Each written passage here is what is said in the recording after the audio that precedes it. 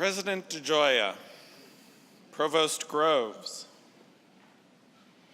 members of the university community, graduates, honored guests, welcome to the Georgetown University Graduate School Commencement Ceremony for the 2013-2014 academic year. Please remain standing for the singing of the National Anthem. We will be led by members of the Georgetown University Concert Choir and the Chamber Singers under the direction of Professor Frederick Binkholder.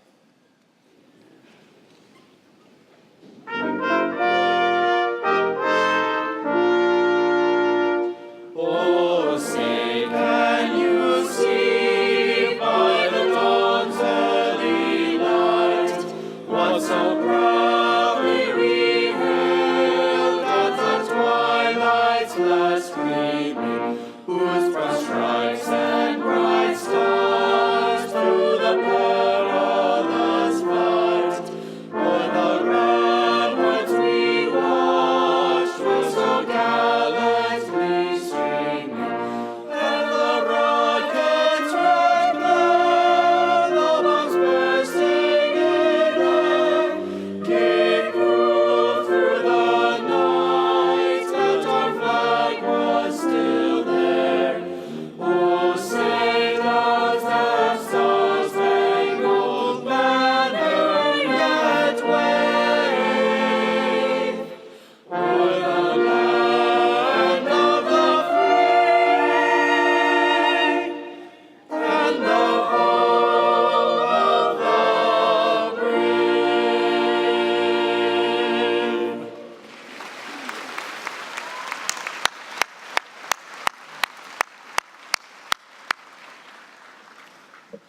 Please remain standing for the invocation offered by Reverend Brian Oskig.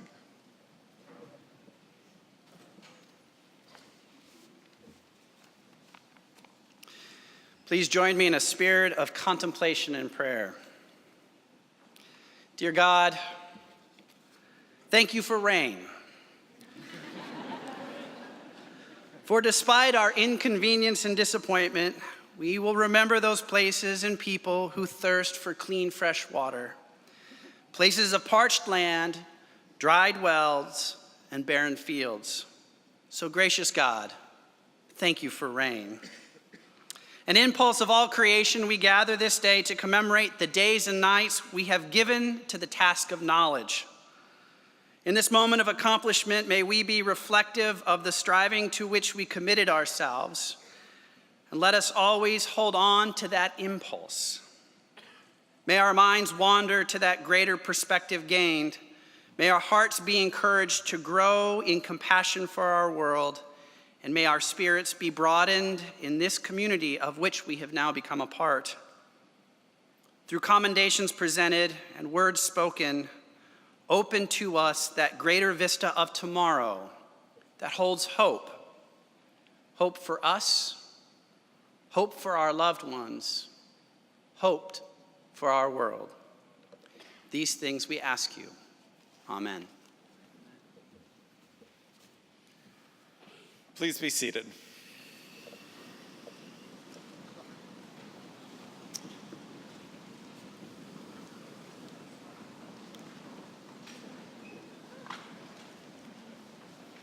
It is my pleasure to introduce Dr. Robert Groves, Georgetown University Provost.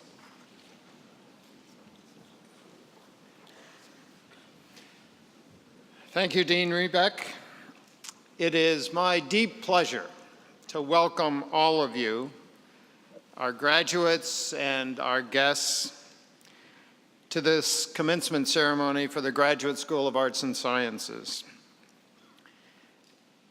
As Provost, one of my titles is Chief Academic Officer, and it is with that title that I want to convey the deep appreciation for the research and academic accomplishments of the graduates you see here, because those outcomes are key to the mission of Georgetown. It's a great opportunity for me to be here and see before me the family and friends of the graduates and you, the graduates themselves, and behind me, the wonderful faculty of Georgetown who have met over hours and days and years with these graduates, giving of themselves, learning from them, and guiding them.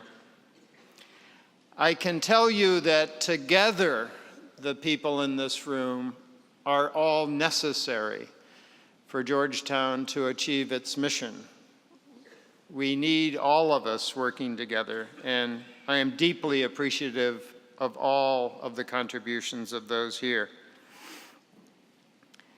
Seeing you all together also makes me realize that you have given us on the podium your trust, that we will guide the minds of the graduates who sit in front of us to prepare them for careers that will make this world a better one. And we thank you for that trust. May God bless you all on this, here it says this glorious day, on this wet day, a day filled with joy and nostalgia for what is about to end, but actually, more importantly, what is going to begin in the lives of the people seated here in McDonough. Thank you very much. Welcome.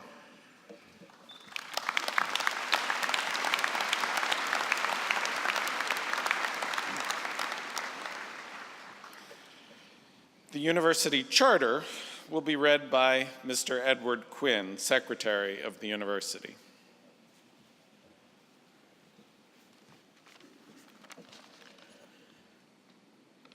An act concerning the College of Georgetown in the District of Columbia.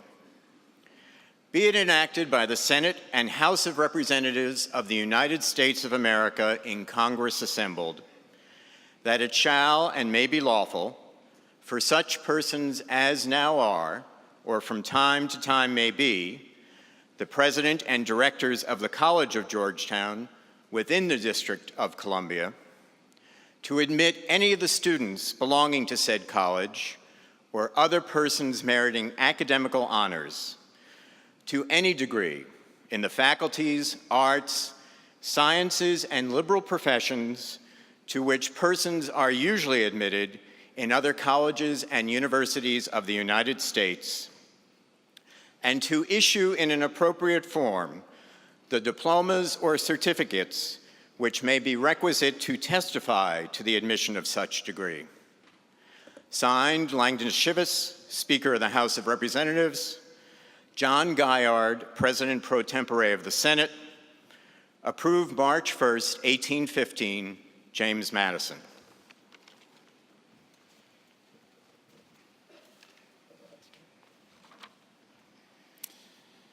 We are honored to have as our special guest this morning, Dr. Shayla Benabib. She will be presented with the degree of Doctor of Humane Letters, honoris causa. The citation for Dr. Benhabib will be read by Dr. Mark Howard, Professor of Government.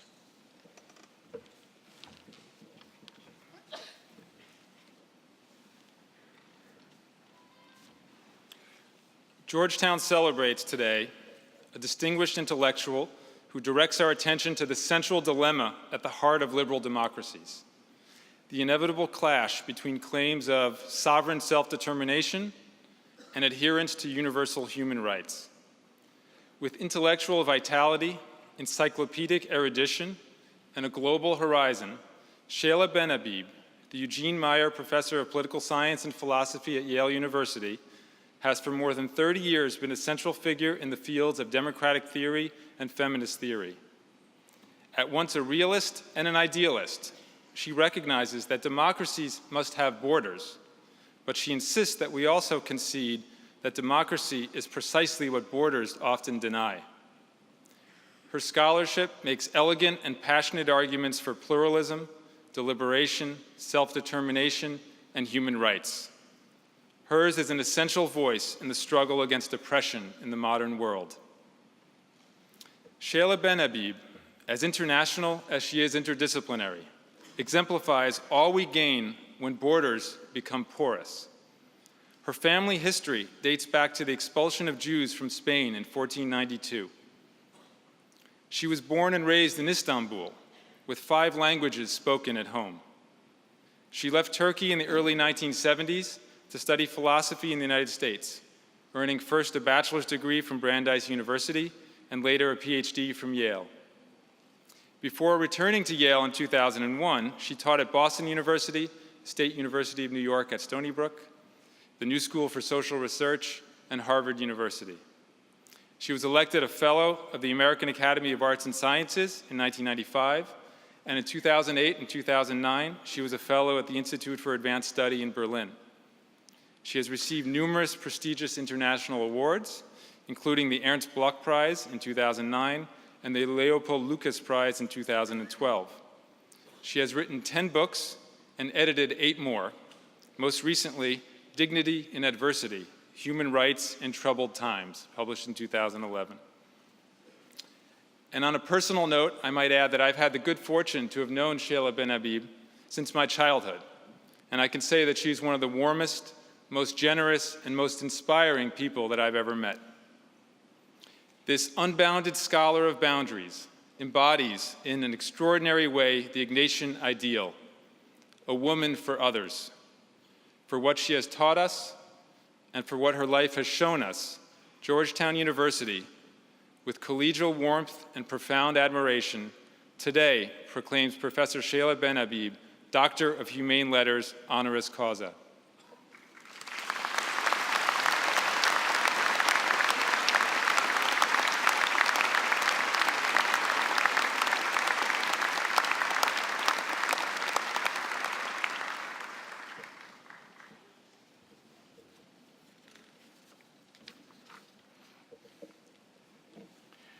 By virtue of the authority vested in me by the Congress of the United States and by the Board of Directors of Georgetown University, I officially confer upon Shayla Benabib the degree of Doctor of Humane Letters, honoris causa. And now, Dr. Benhabib will now address the graduates.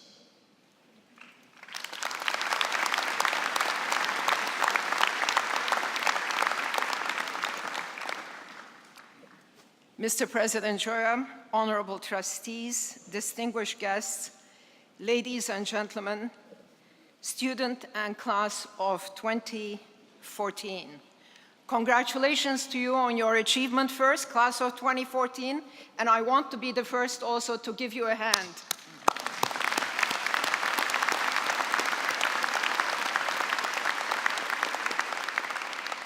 You have bestowed upon me a great honor, and I'm humbled by this recognition. In the time allotted to me, I'd like to talk to you very briefly, if I can, about the meaning of a liberal arts education in a changing global world. It is no secret that American higher education is in the midst of momentous changes. Changes much more epochal than the GI Bill after World War II, which really opened the gates of liberal arts colleges and graduate schools to millions of American citizens and returning veterans. First, the economics of higher education in this country has changed so dramatically that with college tuition plus room and board at above $50,000 in the most competitive schools, many families can no longer afford it. Student debt, as you all know, is on the rise as well.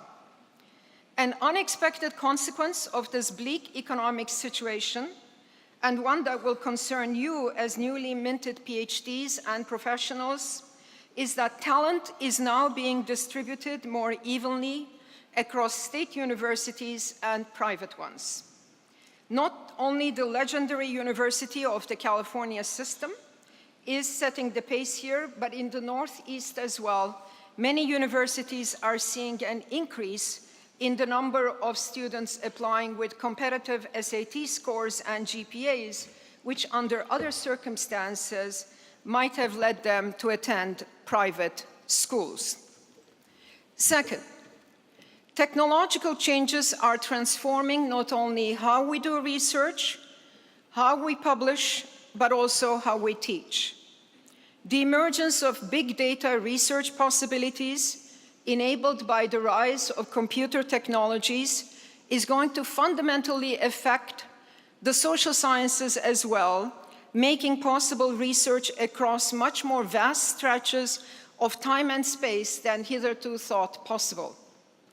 The enormous success of a book, such as Thomas Piketty's Capital in the 21st Century, which has overturned decades of economic and political wisdom about decreasing rates of inequality in advanced industrial countries, is in no small measure due to the longitudinal time and country studies made possible by computer-based data sets. Along with research, we have the proliferation of online publishing opportunities. Particularly for young practitioners like yourselves, this is a double-edged sword. On the one hand, online publishing and the emergence of less conventional journals and bulletins on the internet can give you young scholars a chance to try out novel and unorthodox ideas and disseminate them quickly. On the other hand, the pressure of publishing in established and more prestigious journals is always there, particularly when it comes to hiring and promotion decisions. How does a young scholar find the appropriate balance and the courage of her convictions and between the more conformist pressures of established modes of methodology and writing and the more experimental methods permitted by on-web ventures, particularly in the humanities and the social sciences, where differences around modeling and methodology are deep and unresolved? These can be daunting choices. But perhaps here we can take an example from the field of journalism and note that this may not be an either-or. It is now widely accepted that the emergence of internet journalism, citizens journalism, and other fora have made news disseminations more competitive and maybe even more honest. It is possible that we see something similar in the field of academic research, namely that the spread of online publications will stand in the same relationship to more established modes of publication as does online journalism to established print publishing. Third, and perhaps coming closer home to the Graduate School of Arts and Sciences, I will never forget that around 2003, when I was teaching a course at Yale in 19th century political thought from Kant to Nietzsche, an undergraduate student approached me and said, "Professor Benhabib, I have never seen a picture of Hegel. What did he look like?" I was stunned. I must admit, it never occurred to me that this was either relevant or interesting, and those of you who are familiar with the German philosopher Hegel's portraits will know that he has this slightly crazed look in his penetrating eyes, a bald top, and a sliver of wild hair around his lower neck. No well-coiffed wigs for Hegel of the kind that Immanuel Kant, his illustrious predecessor, wore. Eventually, I understood what this undergraduate was asking for. Having grown up in an audiovisual culture not only of television, but of countless gadgets that our kids have, and in a world where we are surrounded by media all the time, the student needed an image to enable him to connect with the admittedly daunting and at times unintelligible Hegelian prose on the page. And who can blame him?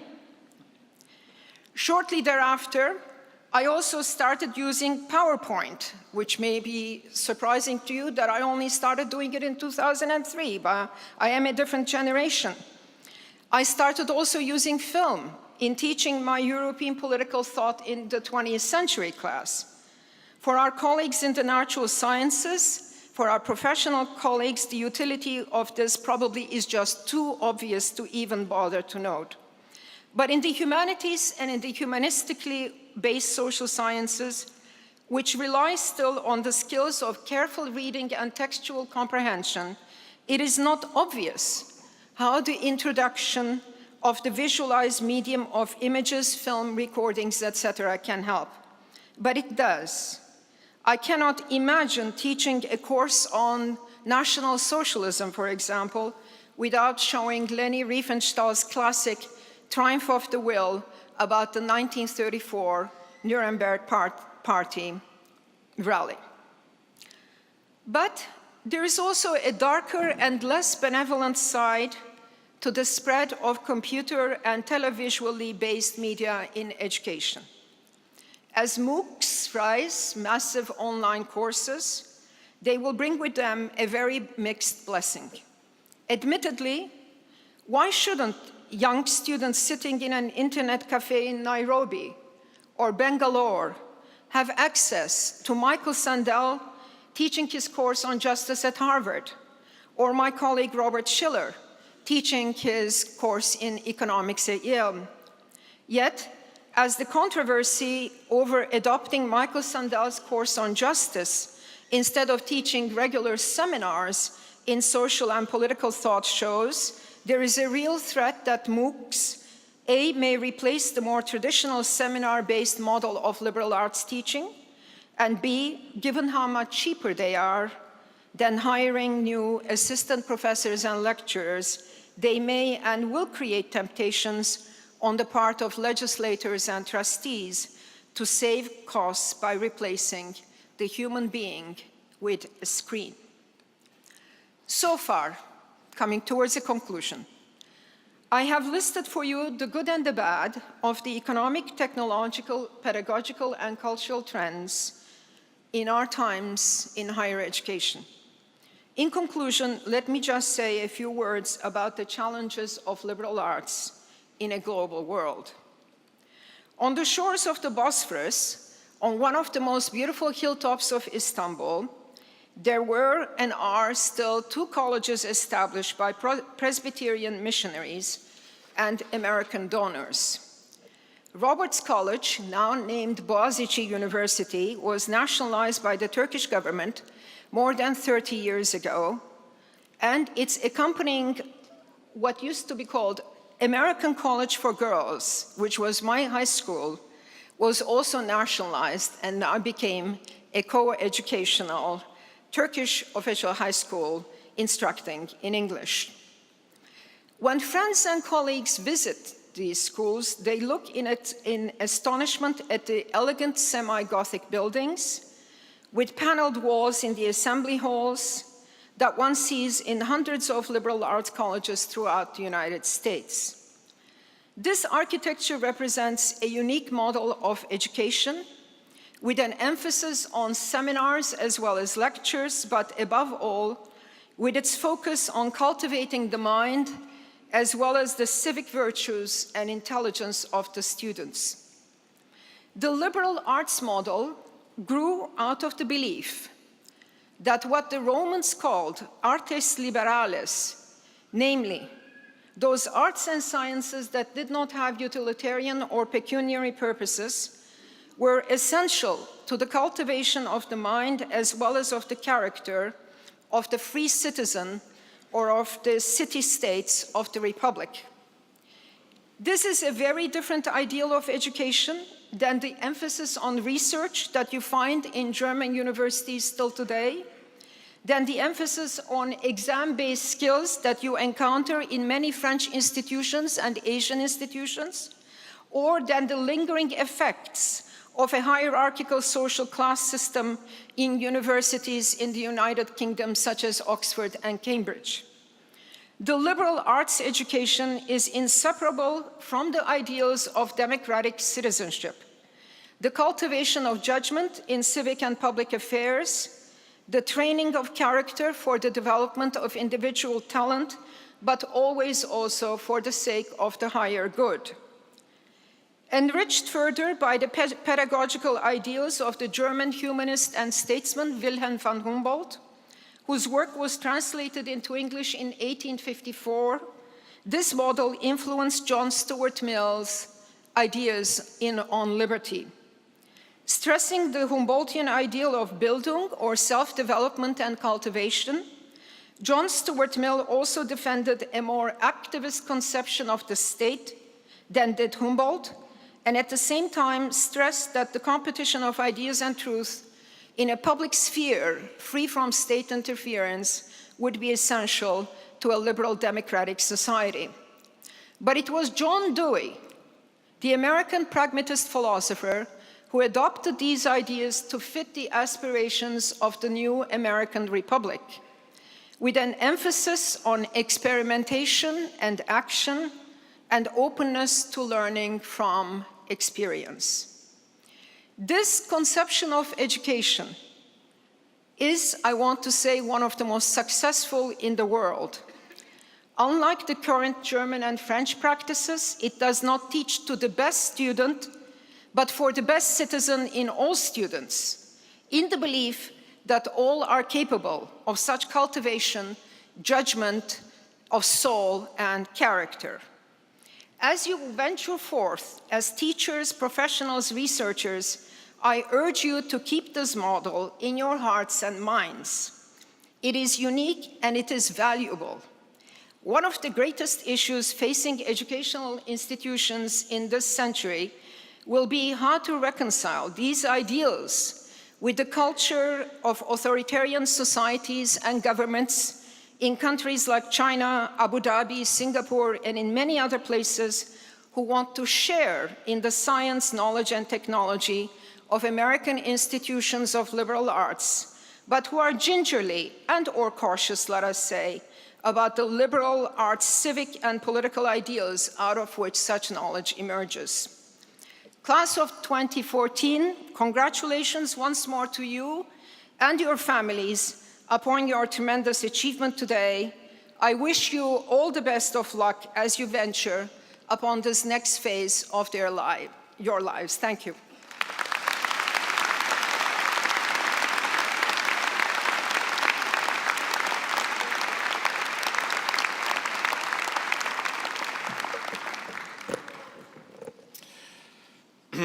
We will now recognize the scholarly achievements of 3 distinguished faculty members, Professors Carolyn Forche, Heidi Burns, and John Esposito.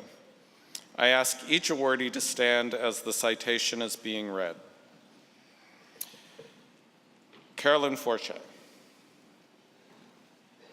The Graduate School of Arts and Sciences is proud to honor Carolyn Forche, Professor of English in the College with its 2014 Distinguished Achievement in Research Award. Students of this university will know Dr. Forche best as current director of the Lannan Center for Poetics and Social Practice, along with educational projects and outreach work. They may not be as aware of her prestige beyond the hilltop. Professor Forche has written only 4 books during her long career as a poet, yet these are among the most discussed and revered in contemporary American poetry. When published in 1976, her first volume, Gathering the Tribes, won the Yale Younger Poets Award. The Country Between Us, 1981, received awards from the Academy of American Poets and the Poetry Society of America. The Angel of History, 1994, was the winner of the Los Angeles Times Book Award. Her most recent volume is Blue Hour, described by fellow poet Jane Miller as a masterwork for the 21st century. This award for her achievement in poetry is reason enough to honor Dr. Forche. But there is more. For decades, she has been one of the foremost agitators for human rights in the world trouble spots. She worked in El Salvador at the time of the death squads. She came under sniper fire in Lebanon. She witnessed the troubles in Northern Ireland. And she was involved in the upheavals that ended the apartheid regime in South Africa. To this day, she remains one of America's most respected human rights ambassadors and campaigners. Professor Forche's most abiding achievement as a public intellectual is her work on poetry of witnesses. She identifies many poets from the Renaissance period to the present day whose work is evidence of the extremes of human experience: imprisonment, torture, warfare, or some form of government oppression. As witnesses to extremity, these writers occupy a privileged position in the literary canon. They speak urgently to us across the centuries of the many ways in which humans respond when their survival is threatened. She has compiled 2 anthologies commemorating their work: Against Forgetting in 1993 and Poetry of Witness, published earlier this year. For these outstanding achievements and for her continuing contributions to this university, the Graduate School is very proud to award Professor Carolyn Forche the 2014 Distinguished Achievement in Research Award.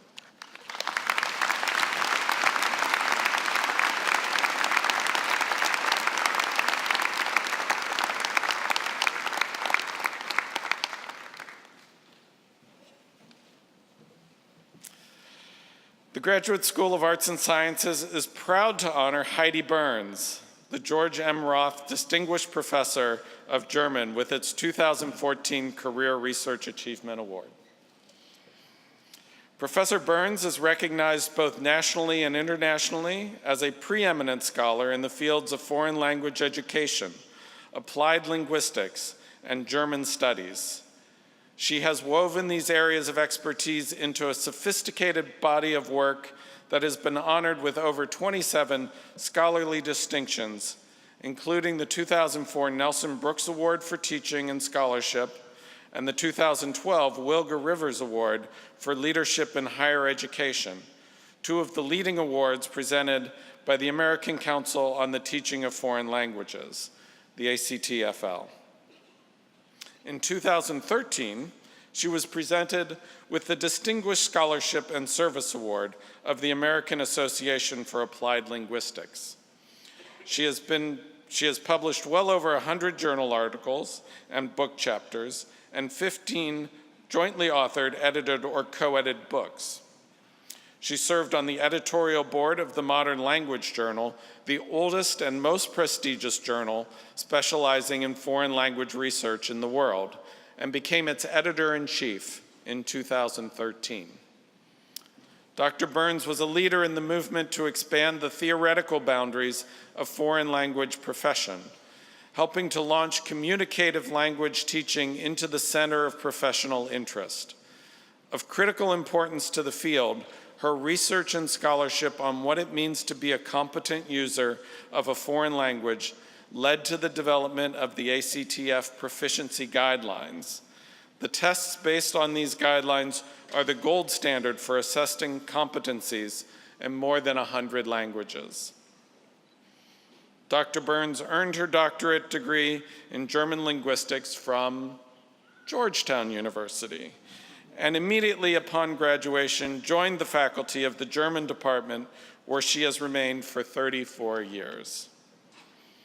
Professor Burns has directly impacted the work of students by mentoring 3 master's theses and 8 dissertations, one of which was recognized with the Emma Marie Birkmeyer Award for Doctoral Dissertation Research in Foreign Language Education, presented by the ACTF and the Modern Language Journal.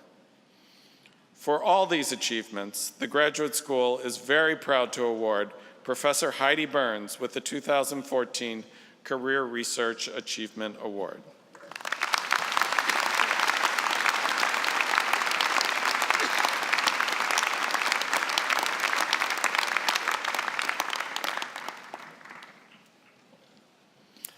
The Graduate School of Arts and Sciences is proud to honor John L. Esposito, University Professor and Founding Director of the Al-Walid bin Talal Center for Muslim Christian Understanding in the Edmund Walsh School of Foreign Service, with its 2014 Career Research Achievement Award. Dr. Esposito is the model of an academic researcher, achieving global recognition as a scholar and public intellectual. His leadership in the fields of religious studies, scholarship on Islam, and research on Muslim-Christian relations is acknowledged by his professional colleagues who elected him president of the major associations of scholars in those fields, the American Academy of Religion and the Middle East Studies Association of North America. The American Academy of Religion presented him with the Martin E. Marty Award for the public understanding of religion, and he received the Lifetime Achievement Award from the American Council for the Study of Islamic Societies and the Quaid-e-Azam Medal from the Pakistani government for his scholarship on Islam. His excellence in scholarship informs his excellence in teaching, and he received the 2003 School of Foreign Service Award for outstanding teaching.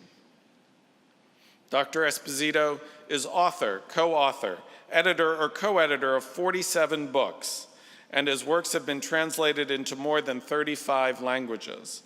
His monographs include his pioneering study, Islam and Politics, first published in the early 1980s, which is now in its 4th edition. In the early 1990s, his work, The Islamic Threat, Myth, or Reality, helped to reshape policy debates on the Islamic resurgence. Similarly, his book, The Future of Islam, published last year, draws on his lifetime of experience to influence both scholars and policymakers. Professor Esposito's work in religious studies has been equally influential. His widely used textbook, Islam, The Straight Path, is recognized as a significant example of the post-Orientalist approach to the study of world religions. He has continued to bring new perspectives to the study of religion as author of monographs, editor of collected volumes, and as editor-in-chief of major reference works. For all of these achievements, the Graduate School is very proud to award Professor John Esposito the 2014 Career Research Award.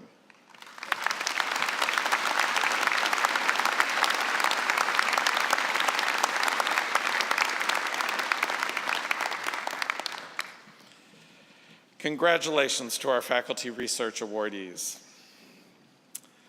Before we present the candidates for the PhD, we are pleased to honor 3 of our graduates with the Harold N. Glassman Dissertation Award, recognizing the distinguished scholarship that earned each of them the PhD.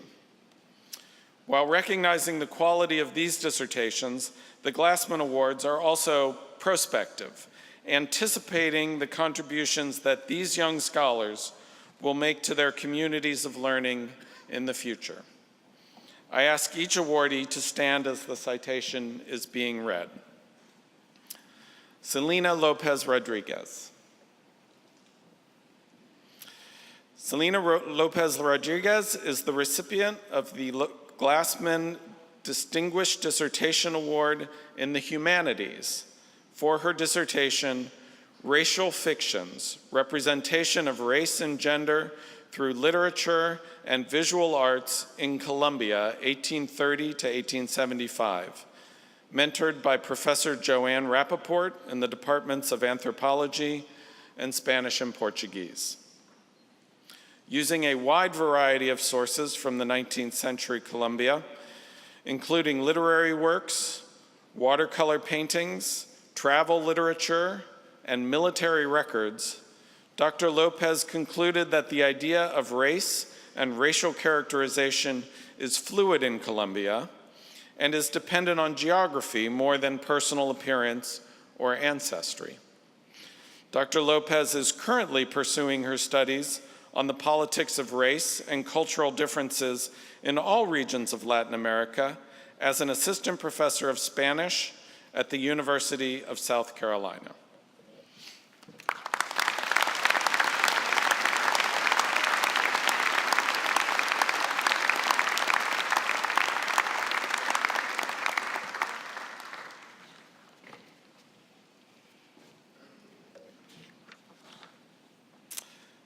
have to say this is a good job to have. Natalie Britto. Natalie Britto is the recipient of the Glassman Distinguished Dissertation Award in the Social Sciences for her dissertation, Influence of Early Environmental Variation on Memory Development, examining bilingualism during infancy. Mentored by Professor Rachel Barr in the Department of Psychology. Dr. Britto examined the effect of exposure of infants to two kinds of bilingual environments, demonstrating that very early experience with different languages enhanced brain plasticity. Currently, Dr. Britto is examining how early environmental differences shape cognitive development by connecting her previous work on bilingualism with research into socioeconomic disparities as a Robert Wood Johnson Foundation Health and Society Scholar at Columbia University.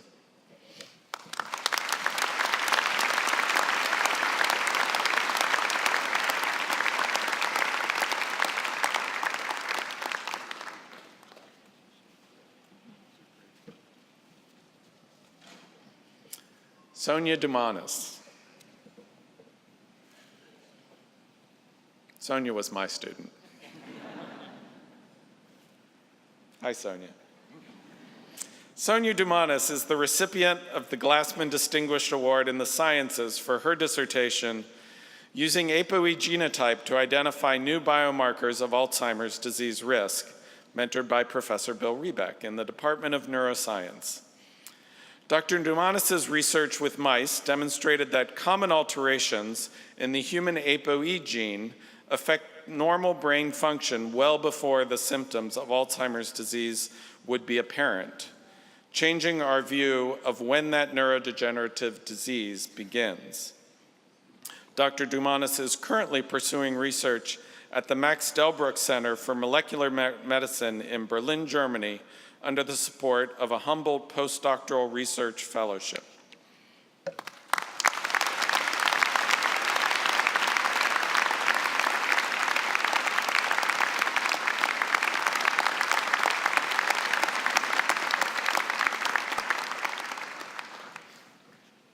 Congratulations to all our Glassman dissertation recipients.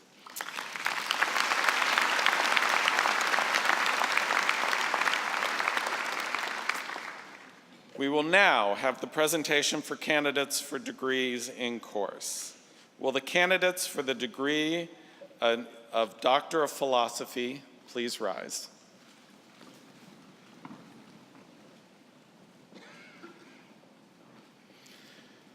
President DeGioia, as the Dean of the Graduate School of Arts and Sciences, I have the honor to present to you the candidates for the degree of Doctor of Philosophy.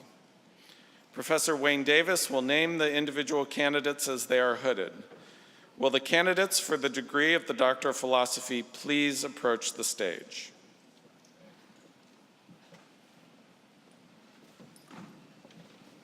Let's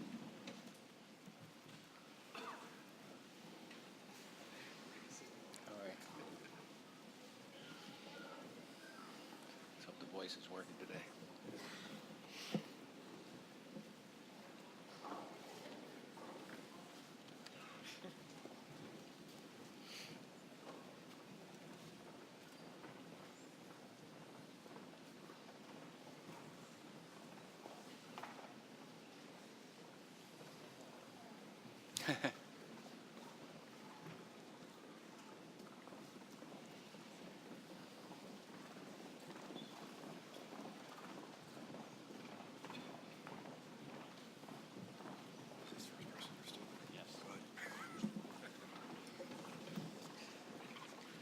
Mai Aguila, chemistry.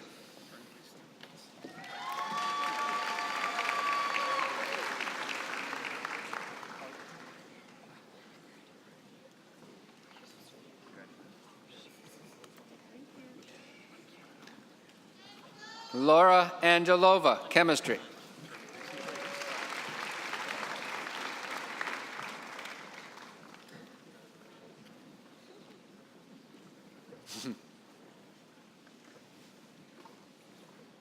Diane Atienza, Chemistry.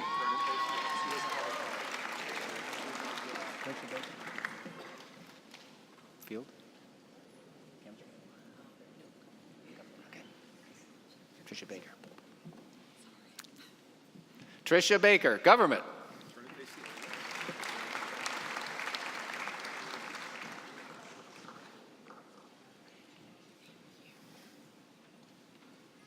Tabari Baker, Tumor Biology.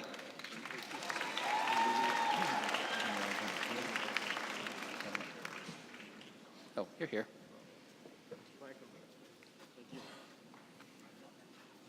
Louis Alexander, Government.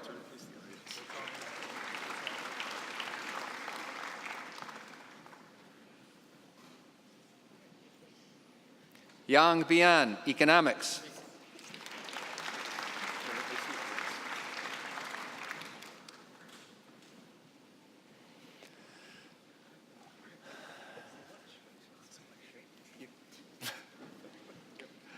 Anthony Boyd, Physics.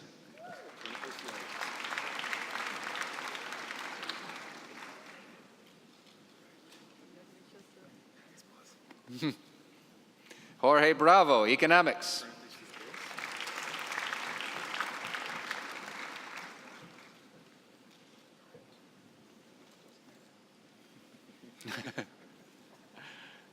Rachel Brooks, Linguistics.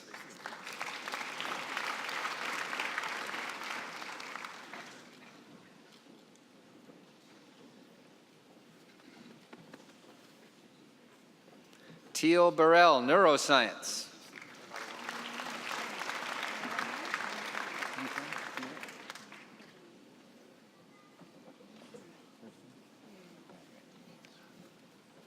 Lauren Broussard, Government. Close.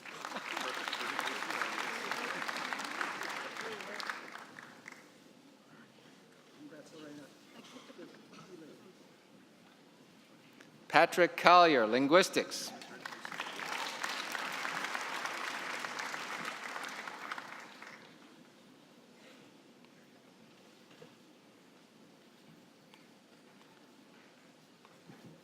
Alan Cardenas, Chemistry.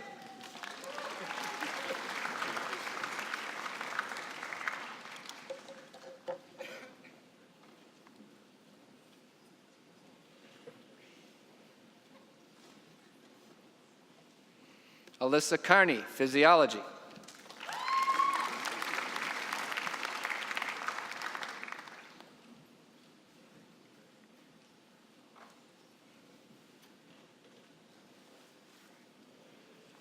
Kevin Chandler, Biochemistry and Molecular Biology.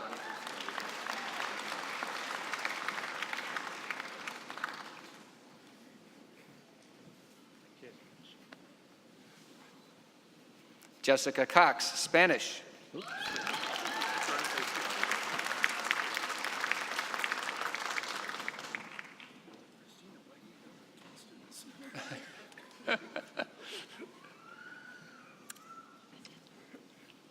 Shoban Doucette, History.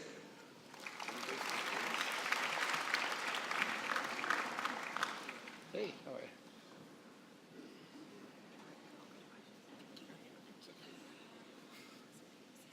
you? Ari Enyang, Chemistry.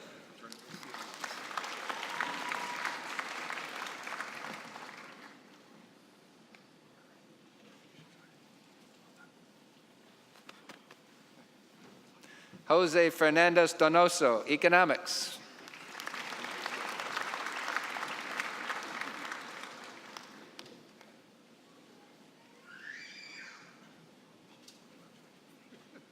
Rodolfo Fernandez, History.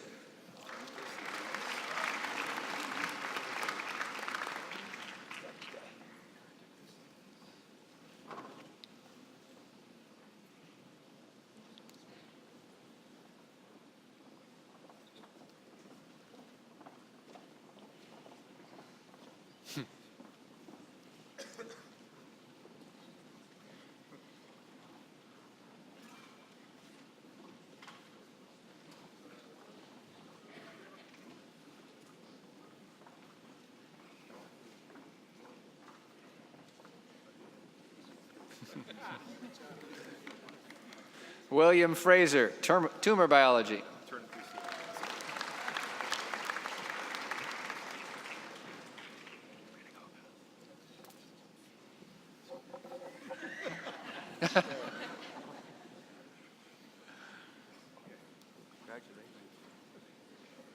Kyle Frew, philosophy.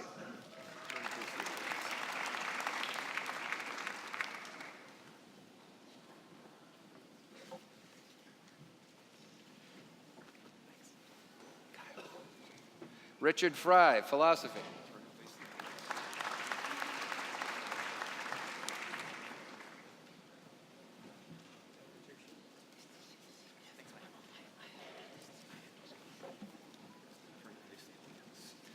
Emily Iroki, global infectious diseases.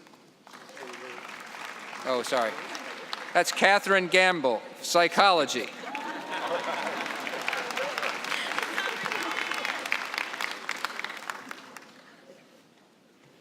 Yizzy Gee, physics.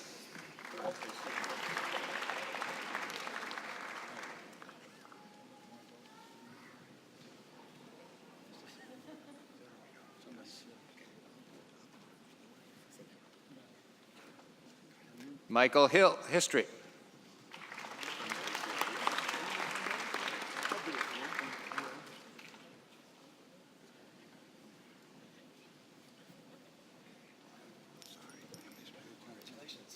This is Emily Irochi, global infectious diseases.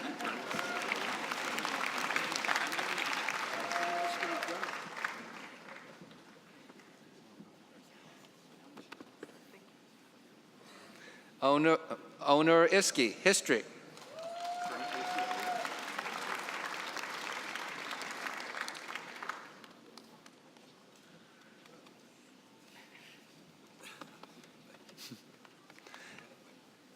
Alexander Kesselman, biology.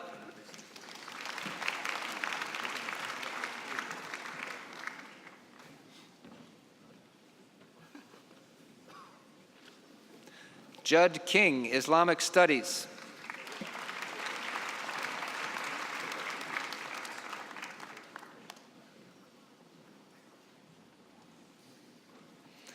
Michael Koplow, government.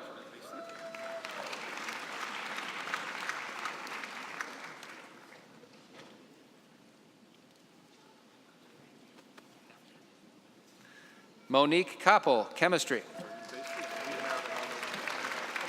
Okay.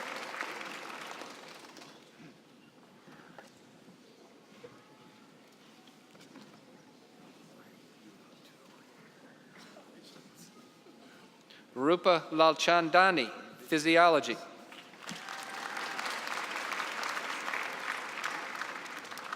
Got it. Keep the pen. Lee Lee, economics.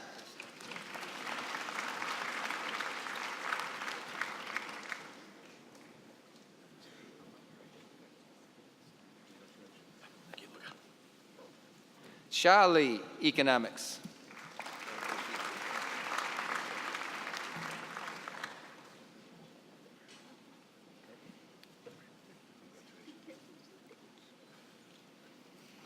Leah Lozier, neuroscience.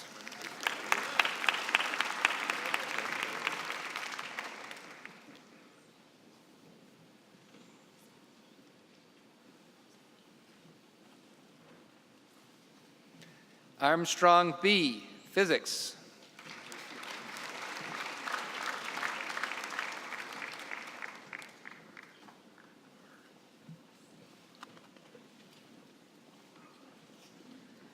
Hyland Mirovich, government.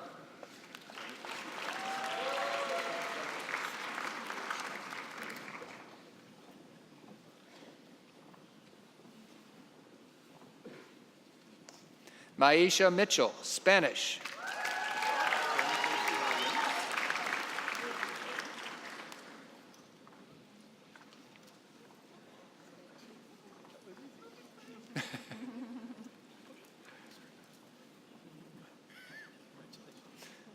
Eric Murphy, psychology.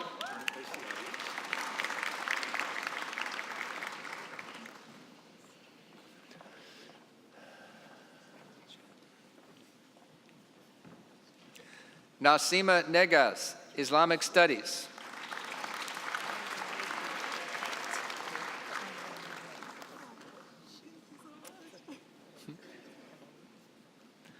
Christina Novoa, Psychology.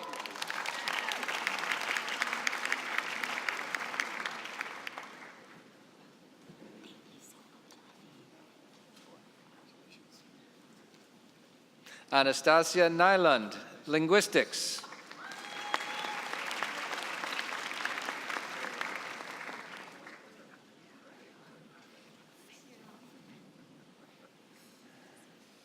Ifeanya Obiora, Tumor Biology.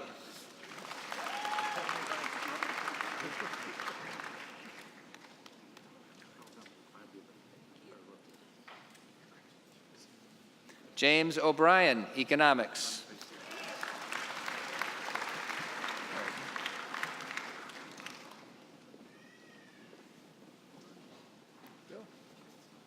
James Olson, Philosophy. I know that field, right?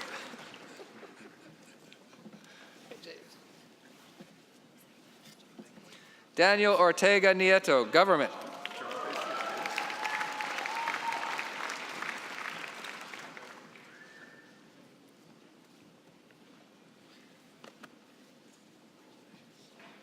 Sonia Parpart, Tumor Biology.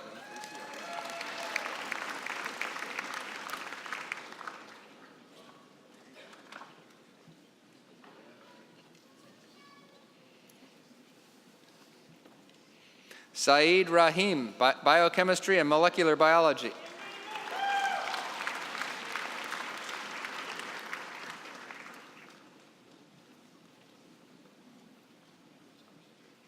Maureen Russo, Spanish.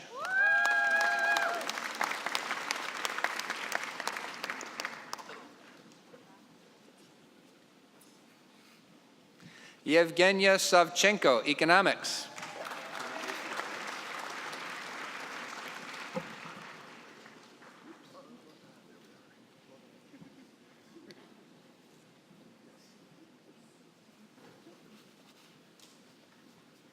Clara Scholl, Neuroscience.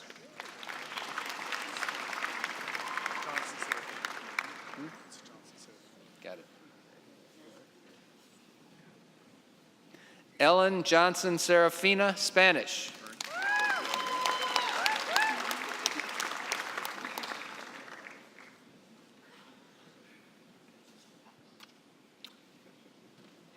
Katie Sherlock, Chemistry.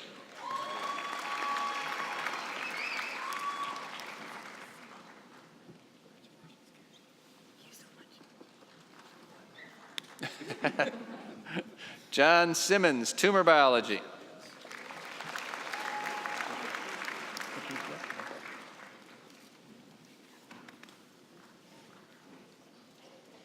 Patricia Soler, Spanish.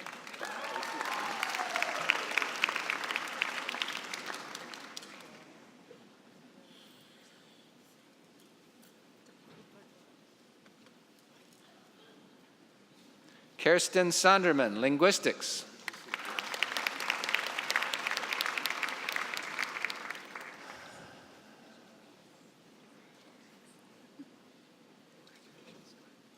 Allison Sumas, Tumor Biology.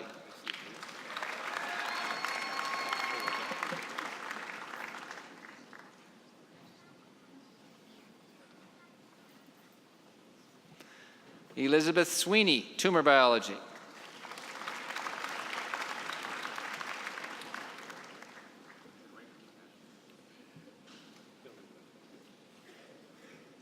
Stephanie Sennett, Chemistry.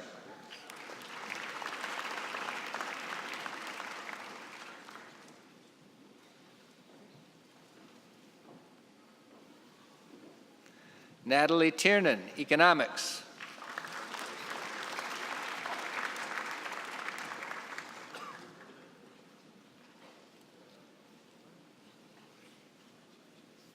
Laura Thomas, Theological and Religious Studies.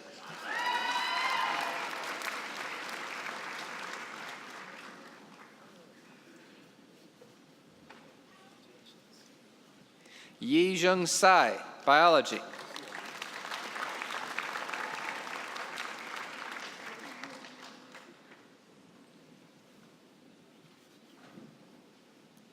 Lauren Ulrich, Neuroscience. Thanks.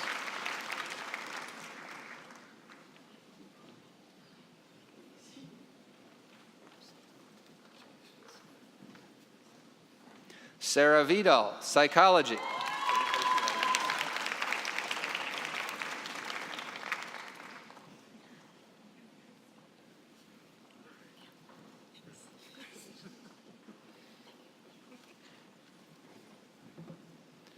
Mauricio Villamizar Villegas, Economics.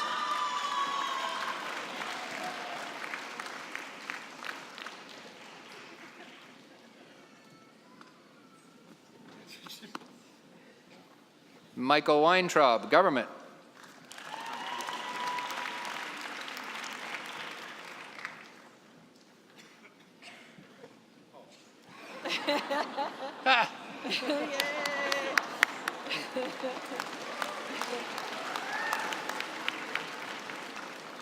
Natisse Whittington, Biology.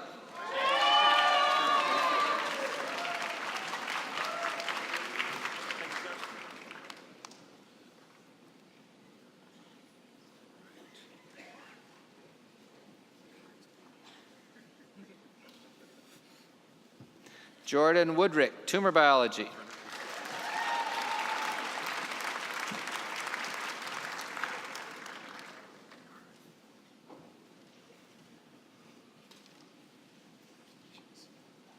Mimbo Chu, Economics.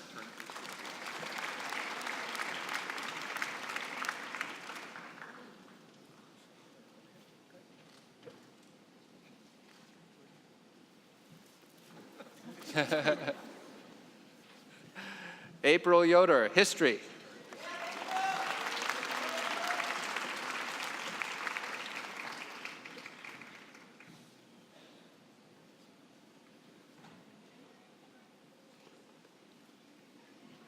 And Penya Zhang, Chemistry.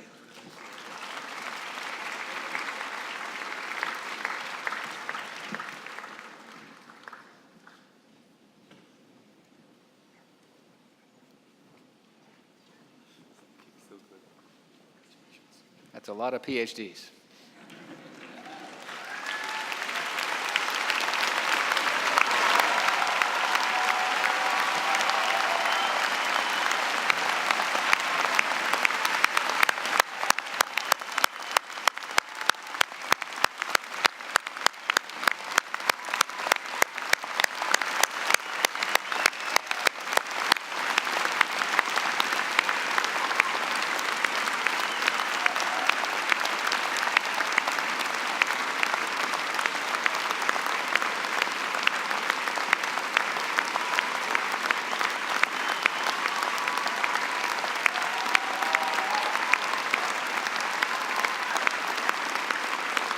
President DeGioia, these candidates have been duly examined and recommended by the faculty and approved by the Board of Directors. I therefore ask that you bestow upon them the degree in course.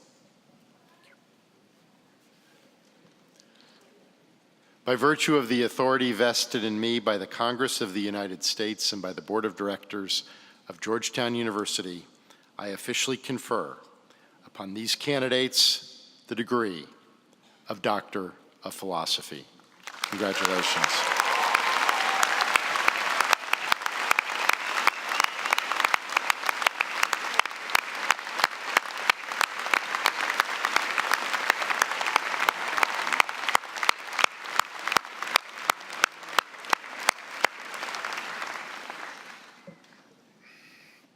You can be seated now. Your work is done. President DeGioia, as Dean of the Graduate School of Arts and Sciences, I have the honor to present to you the candidates for the degrees of Master of Arts in Teaching, Master of Global Human Development, Master of Science, and Master of Arts. Candidates for the master's degrees will be asked to stand by disciplinary group and the degree awarded. After all the candidates have been presented and the degrees conferred, the master's candidates will be led to separate locations where the ceremony will continue with individual recognition of the candidates by their faculty and distribution of their diplomas. Their family and friends will be invited to follow them. The 3 disciplinary groups include programs associated with the School of Foreign Service, the Biomedical Sciences, and the Arts and Sciences. Each group will be asked to rise in turn and to don their hoods. I would ask our guests to withhold their applause until all the candidates have been presented and President DeGioia has conferred their degrees. School of Foreign Service. Will the candidates for the degree of Master of Arts in the programs associated with the School of Foreign Service please rise? Will the candidates for the degree of Master of Global Human Development in programs associated with the School of Foreign Service please rise?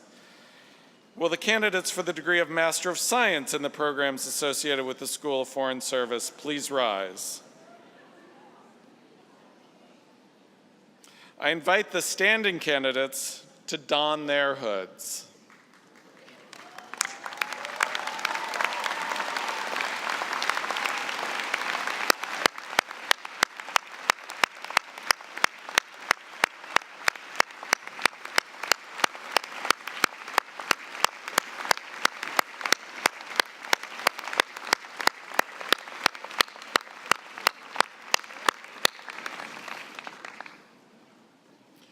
Okay, please be seated. Will the candidates for the degree of Master of Science in the Biomedical Sciences please rise?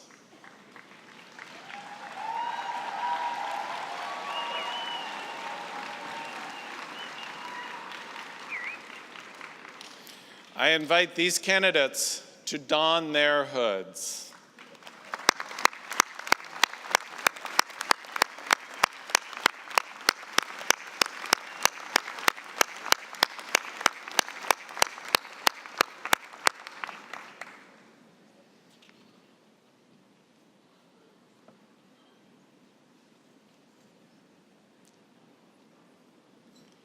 I want to make sure everybody has time to don their hoods.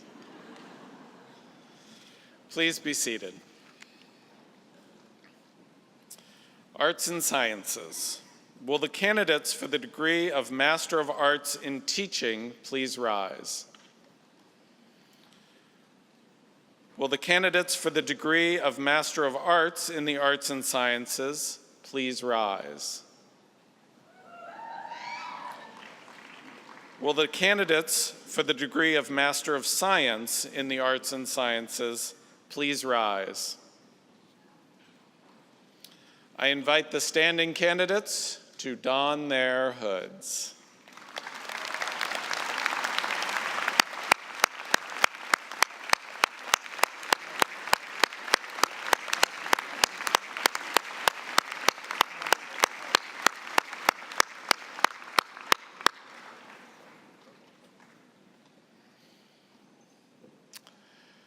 Please be seated. Oh, but now will all candidates for master's degrees please rise? I just read what they tell me.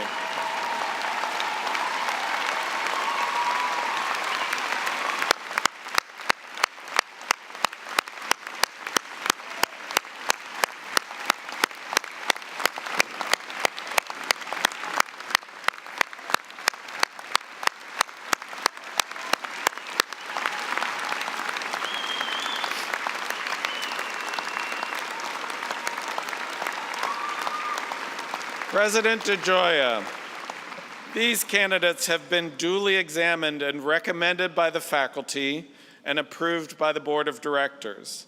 I therefore ask that you bestow upon them the degrees in course.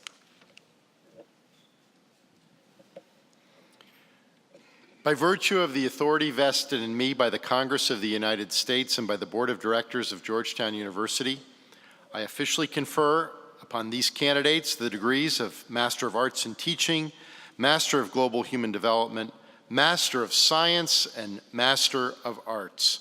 Congratulations.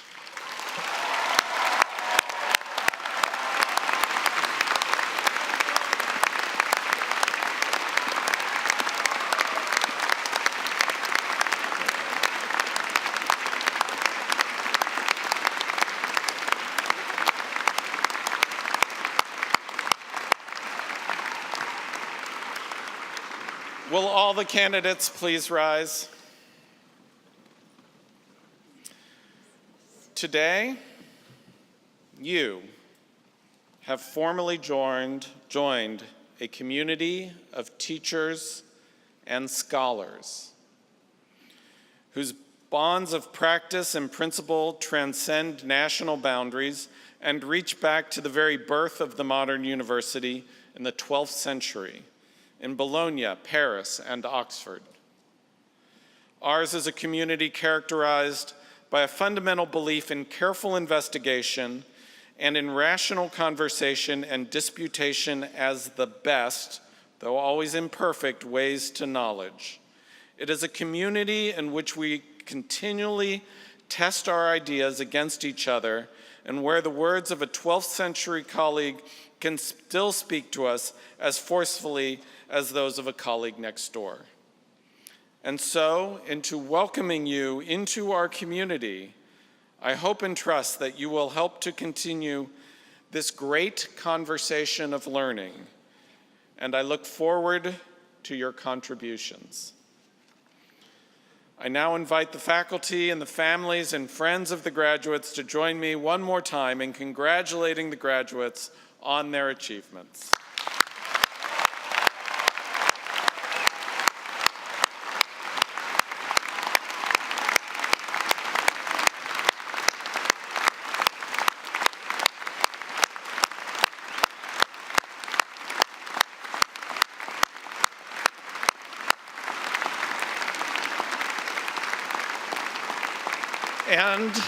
And I invite you, the graduates, to join me in thanking your families, friends, and teachers for the support and encouragement that they have provided to you.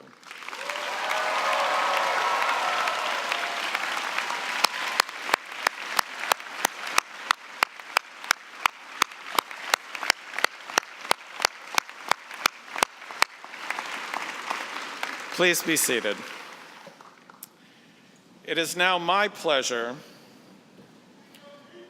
to introduce the president of Georgetown University, Dr. John J. DeGioia.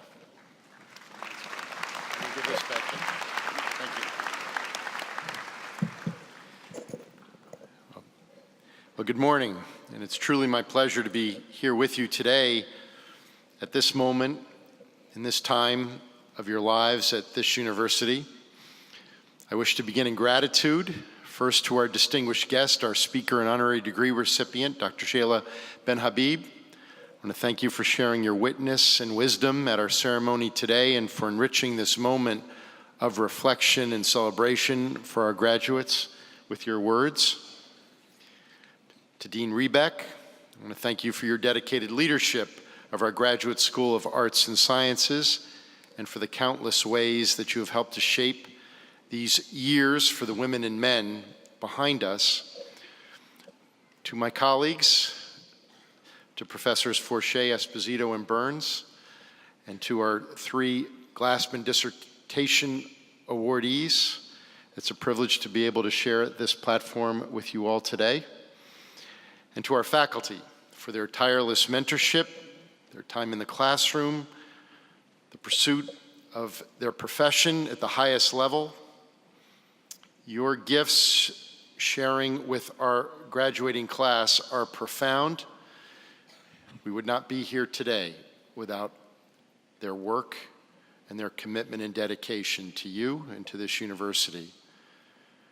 And to the countless other individuals without whose support and guidance our graduates would not be here today. We're deeply grateful for your generosity and for the role that you've played in making our graduates' dreams a reality. This brings me to each of you, the extraordinary women and men whose talents, perseverance, and achievements we recognize and honor today.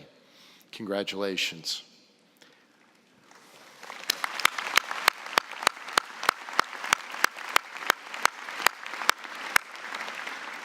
At this moment of commencement, we look to the dedication that you have displayed to deepen your knowledge and understanding of your chosen field and to bring that knowledge and understanding out into the world, to realize your dreams, to prepare yourselves for the impact that only you can make.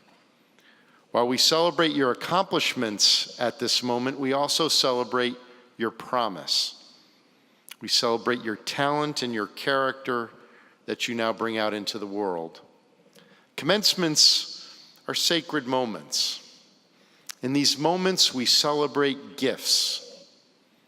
The gift of each of you, your shared gifts of friendship, of inspiration, of hard work, and love.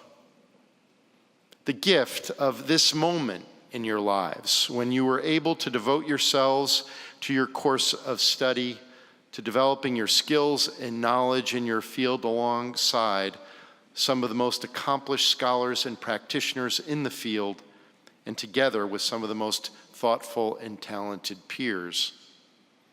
In pursuing your discipline, you have chosen to cultivate certain gifts, certain skills and passions and dispositions, and bring them to bear in your work and your scholarship.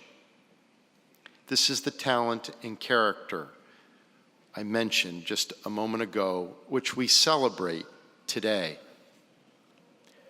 Arriving at this place in which your gifts have been identified and developed required you to explore your own interior freedom, to earn the self-knowledge that is essential to recognizing gifts in both ourselves and in others, in our peers, our mentors, and those we serve. This exploration is a defining characteristic of the context that we seek to create for you here at Georgetown. But the journey does not end here. Inherent in this authentic and deeply meaningful recognition of your own gifts and those you appreciate in others is a responsibility to bring your personal gifts to bear on the world in a way that serves and enriches it, and also to embrace and support the gifts of others. The cultivation of this sensibility and awareness is one of the defining roles of our university, and it is one that we hope will become a touchstone for you, a way of being, a way of engaging in the world that will help you to continue to find meaning and authenticity as you embark on your lives beyond Georgetown. This is the beginning, the commencement we celebrate today. This is the moment when we confirm that your talents, your gifts, your deepest motivations are now, in the words of Lewis Hyde, ready to be set free in the world. We could not be prouder of you at this moment, and we could not hold greater anticipation and trust in all that you will bring to your careers and to our societies beyond Healy Gates. Again, it is an honor for us to be here with you today. Please know that Georgetown will forever be a home for you, and you have our very best wishes as you move forward on this very special day. Congratulations.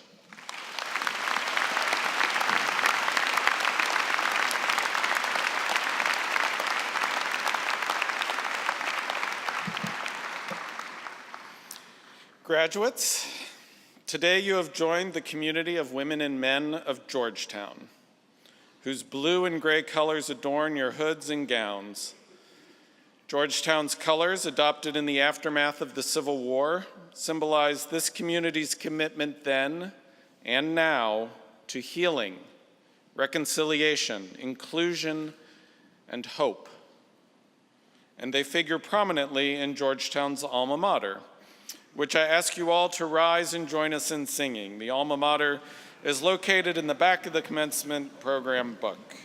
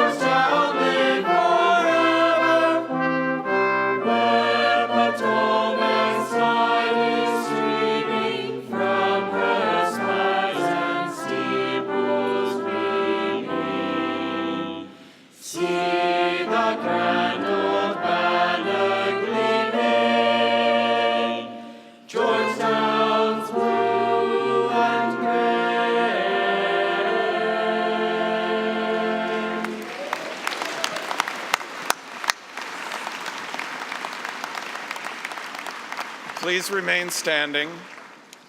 Reverend Kevin Fitzgerald of the Society of Jesus, Associate Professor in the Center for Clinical Bioethics, will now offer the benediction.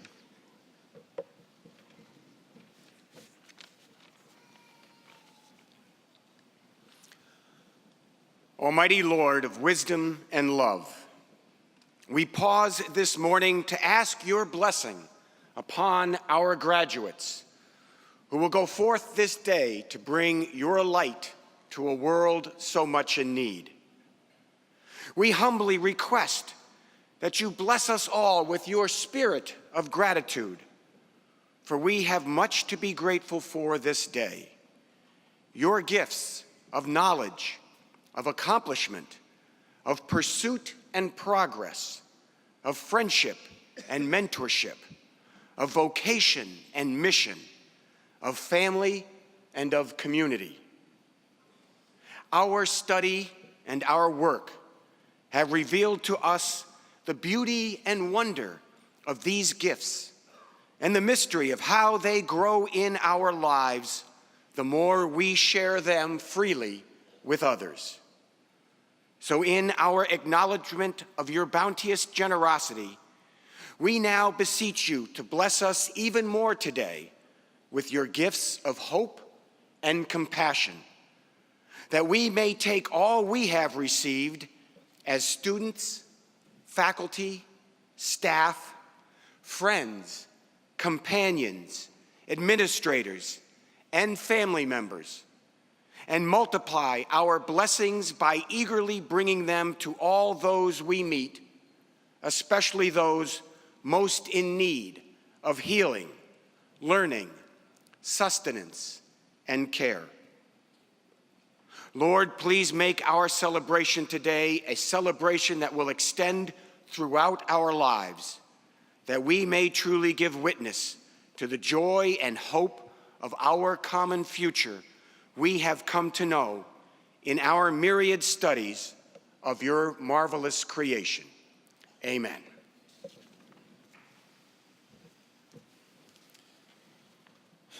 We ask that our guests please remain standing at their places until the faculty and graduates have recessed.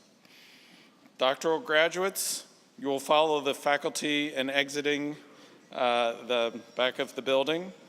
Graduates in programs associated with the School of Foreign Service, you will remain in your seats as your diploma distribution ceremony will take place here. Graduates in the programs of the biomedical sciences, you will be led by marshals to your diploma distribution ceremony in the Levy Center. Graduates in the programs in the arts and sciences, you will be led by marshals to your diploma distribution ceremony in Leo J. O'Donovan Hall. After all the master's graduates have recessed, family and friends are invited to follow them to attend the diploma distribution ceremonies. Marshals will be available to direct you to the proper location, and maps are available in the information tent near the front gates. Those in the back, what's the weather like out there? So I do not know whether you will be running or walking to these locations. It's stopped raining. You should be able to enjoy this glorious day.